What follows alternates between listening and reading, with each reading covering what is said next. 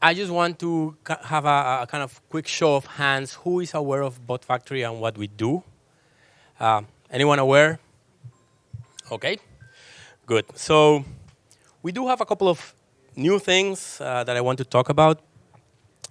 But I will start from here, right? So who are we at the core? So at the core, BotFactory is a company that is working on additive manufacturing of electronics, right? The goal is to improve capacity or increase capacity at your place as quick as possible, to improve lead times so that you can prototype or accelerate your development cycles, and to eliminate hazardous wastewaters, right? To make a cleaner process. And today I'm actually going to focus mostly on what would it look like to have a process that can make low volumes of PCBs that are actually useful outside of the lab, right? So what does that look like? I'm going to revert to this, right? For many people that talk to us, the dream is manufacturing something like a 4-layer PCB, but instead of taking 10 days, do it in 4 hours, right? So how do you do that? And the question opens also the idea of, well, if we were able to do this, we will be able to do, manufacturing made to order, pretty much. So a customer calls us, says, I want one of this. Okay, we print it. We don't have an inventory of it. Even more, if we want to update the design, we could actually do it, print it, and deliver it to you.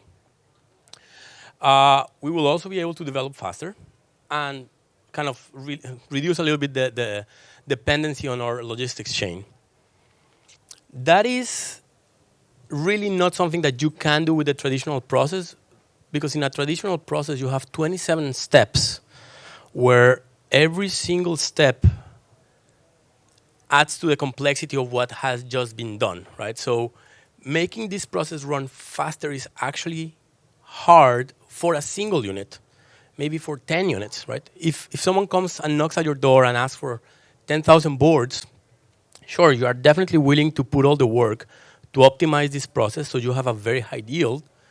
But if someone comes and knocks at your door and says, I want 5 of these boards, the cost of optimizing that is so high that you're definitely not going to do it in a day, right? You're going to say, sure, we'll get to it, put it in the line, we'll get to it in the following 5 to 10 days.